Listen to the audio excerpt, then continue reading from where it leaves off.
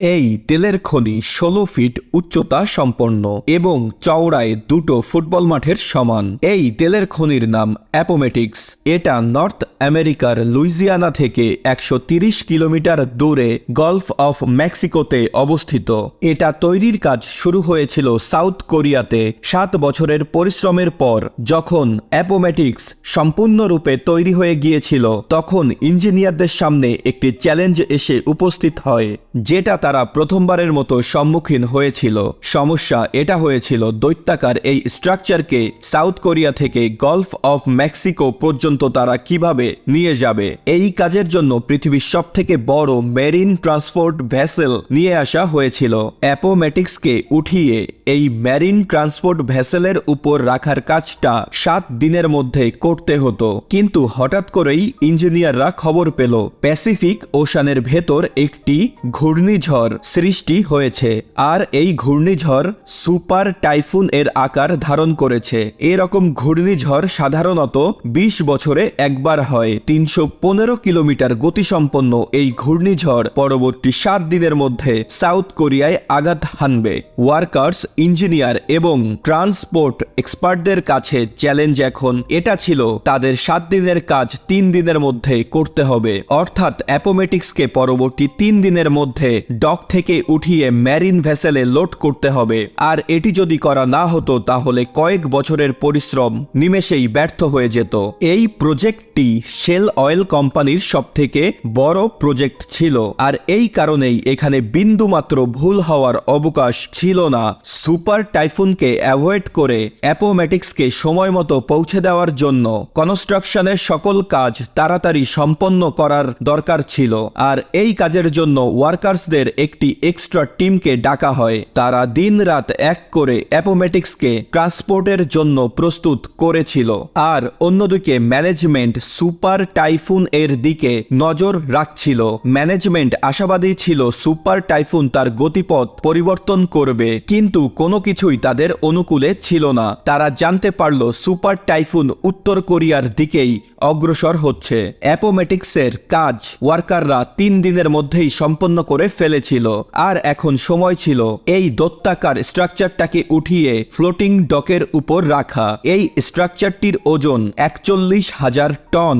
এই স্ট্রাকচারটিতে এত বেশি স্টিল ব্যবহার করা হয়েছিল যেটা বুর্জ খালিফাতেও করা হয়নি। বড় বড় হাইড্রোলিক মেশিনের সাহায্যে ১ ইঞ্চি করে সরিয়ে এটাকে ফ্লোটিং ডকের উপর রাখা হয়। ট্রাক বোর্ডের সাহায্যে ফ্লোটিং বোটকে টেনে শিপইয়ার্ড থেকে দূরে নিয়ে যাওয়া হয়েছিল, যেখান থেকে এটাকে মেরিন ভেসেলের উপর ওঠানো হবে। এটা পৃথিবীর সবথেকে বড় মেরিন ভেসেল, যেটা ৯৮,০০০ টন ওজন বহন করতে পারে। আর এটার উপরে করেই অ্যাপোমেটিক্সকে দুনিয়ার অন্য প্রান্তে গলফ অফ মেক্সিকোতে নিয়ে যাওয়া হবে। পরবর্তী দিন সকালে অ্যাপোমেটিক্সকে ফ্লোটিং ডক থেকে নামানো হয়। এটাই প্রথমবার যখন অয়েল প্ল্যাটফর্ম জলের ওপর প্রথমবার ভেসেছিল। ট্রাক বোর্ডের সাহায্যে অয়েল প্ল্যাটফর্মকে টেনে ডিপ ওয়াটারে নিয়ে আসা হয়। সেখানে মেরিন ভেসেল প্রথম থেকেই অবস্থান করছিল।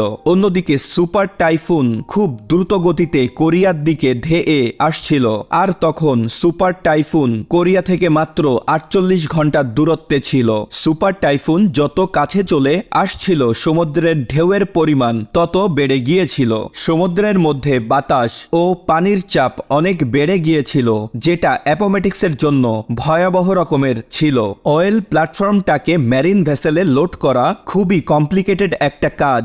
এটা করার জন্য ভেসেল তার ভিতরে থাকা ওয়াটার ট্যাঙ্কে পানি প্রবেশ করায়, যার ফলে এটা পানির ভিতরে ডুবে যায়। তখন ট্রাক বোর্ড অয়েল প্ল্যাটফর্মটাকে টেনে মাদার ভেসেল এর উপর নিয়ে আসে। তখন ভেসেল তার ভেতরে থাকা সকল পানি বের করে দেয়, যার ফলে এটি উপরের দিকে ভেসে ওঠে। কিন্তু এই কাজটা এতটাও সহজ না, যেটা আপনারা এই অ্যানিমেশনে দেখতে পাচ্ছেন। এই কাজটা করার জন্য সমুদ্রকে শান্ত থাকতে হয়। যদি সমুদ্রের পানিতে ঢেউ থাকে তাহলে অ্যাপোমেটিক্স সঠিকভাবে ভেসেলের উপর বসবে না। এটি ভেসেল এবং অ্যাপোমেটিক্স দুটির জন্যই ক্ষতিকর। কিন্তু সুপার টাইফুনের জন্য সমুদ্রে অনেক ঢেউ হচ্ছিল এবং বাতাসের পরিমাণ অনেক বেড়ে গিয়েছিল, যার কারণে এটি করা সম্ভব হচ্ছিল না। এই কাজটা করার জন্য টিমকে পরবর্তী দিন সকালে মাত্র 2 ঘন্টা দেওয়া হয়। এই 2 ঘন্টা সমুদ্রের পানিতে ঢেউয়ের পরিমাণ কিছুটা কম হওয়ার পূর্বাভাস পাওয়া গিয়েছিল।